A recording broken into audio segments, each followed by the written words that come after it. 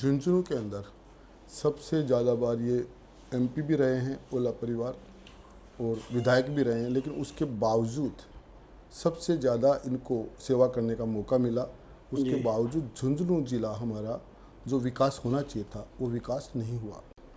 आज जी आप देख सकते हैं कि पिछले 5 साल के अंदर जी ये ओला जी मिनिस्टर थे, लेकिन ये पूरा समय इन्होंने होटलों के अंदर सरकार को कभी तोड़ रहे हैं, कभी खींचातान कर रहे हैं। की तरफ से कितनी बार यहाँ पर पानी को लेकर के, नहर को लेकर के उद्घाटन करते थे।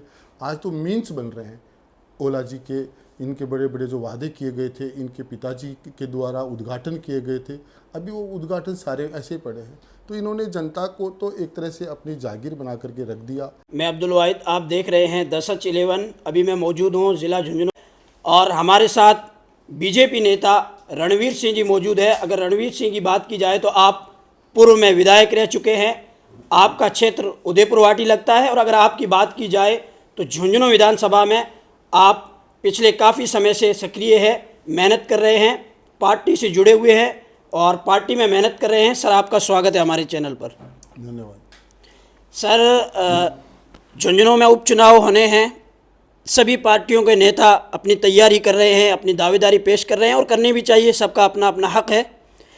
आप ग्राउंड पे झुंझुनू में आपकी पार्टी के प्रति आप तैयारी कर रहे हैं, तो ग्राउंड रिपोर्टिंग क्या है, कैसा माहौल है उपचुनाव का? निश्चित रूप से भारतीय जनता पार्टी का शानदार माहौल है। ग्राउंड स्तर के ऊपर, बूथ स्तर के ऊपर ज़बरदस्त सदस्यता अभियान हमने चला रखा है और भारतीय जनता पार्टी रिकॉर्ड तोड़ वोटों से झुंझुनू का उपचुनाव जीतेगी, ये हमारा सबका विश्वास है।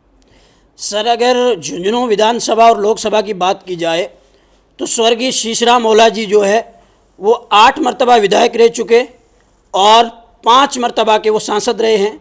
और उसके बाद अगर उनके बेटे की बात की जाए तो आदरणीय बजिंदर सिंह ओला जी जो है वो 3 मरतबा के विधायक है, मंत्री भी रह चुके हैं राज्य सरकार में और अभी झुंझुनू वासियों ने उन्हें लोकसभा से यानी सांसद बना दिया है, लोकसभा भेज दिया है।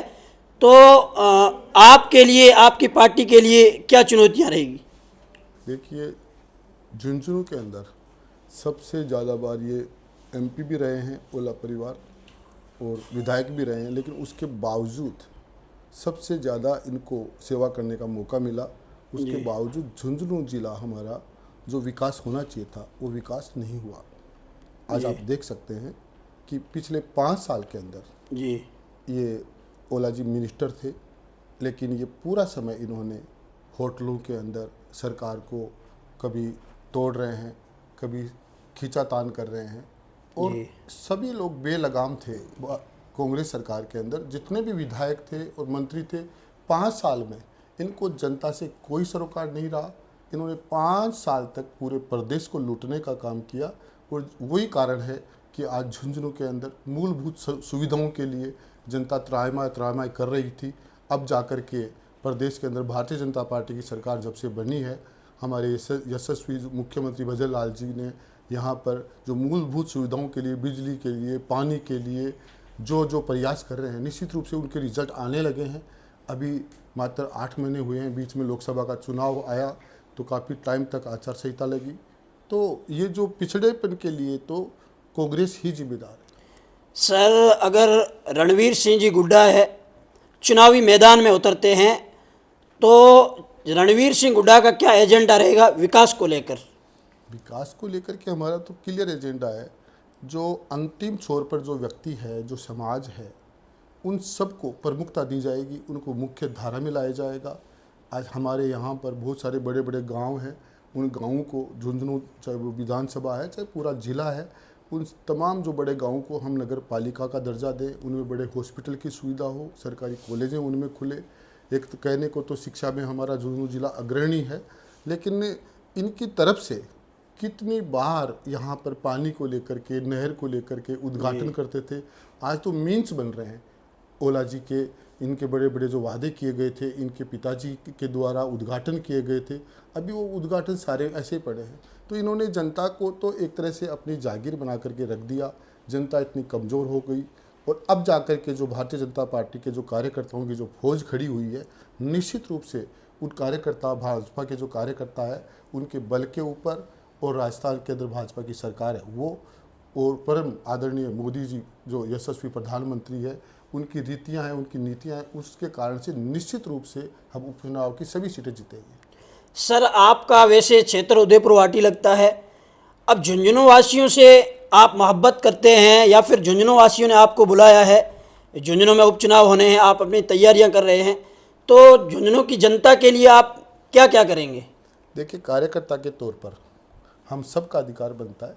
निश्चित रूप से मेरे अलावा बहुत सारे भारतीय जनता पार्टी के कार्यकर्ताओं ने वो टिकट के लिए दावेदारी करी है, और तो इसके लिए जो आप कह रहे हैं ना, मैंने कहा जब मैं उदयपुर वाटी का विधायक था तब भी मैंने यहाँ पर अंबेडकर हॉस्टल के लिए मैंने बजट दिया था, और उस वक्त तो मैं मात्र वो पासवान जी के साथ अकेला विधायक था। अब तो मैं जो है पूरी सरकार के द्वारा मैं इस गरीब वर्ग के लिए, गरीब समाज के लिए, नौजवान के लिए, बेरोजगार के लिए और सरकार के सामने पक्ष रखेंगे। निश्चित रूप से हम लोगों का विकास कराने में कोई कसर नहीं बाकी रखेंगे। सर, आप भी तैयारी कर रहे हैं और आपके भाई है वो भी चुनाव मैदान में है और भी कई सारे नेता है, तो अगर गुड्डा वर्सेस गुड्डा मुकाबला हो जाता है तो कैसा मुकाबला रहेगा? ऐसा कभी हुआ ही नहीं। हम लोग राजनीति में, मैं 3 से 8 MLA रहा, हमने कभी आमने सामने हमने चुनाव नहीं लड़ा। मुझे भारतीय जनता पार्टी टिकट दे देगी तो वो चुनाव में पीछे हट जाएंगे, वो चुनाव नहीं लड़ेंगे। अच्छा सर, हरियाणा में हाल ही में यानी कल ही चुनाव हुए हैं, और क्या लगता है आपको, आपकी पार्टी लगातार हैट्रिक बना पाएगी या नहीं, जबकि एग्जिट पोल ये बता रहे हैं कि वहाँ कांग्रेस आ रही है? देखिए, जम्मू कश्मीर में भी भारतीय जनता पार्टी आ रही है जी, और जिसके बारे में लोग कहते थे कि वहाँ पर भारतीय जनता पार्टी कमज़ोर रहेगी, जी, तो मैं आपसे कह रहा हूँ हरियाणा में भी जी, तीसरी बार जो भारतीय जनता पार्टी का शानदार रिजल्ट रहेगा, एग्जिट पोल चेक होगी।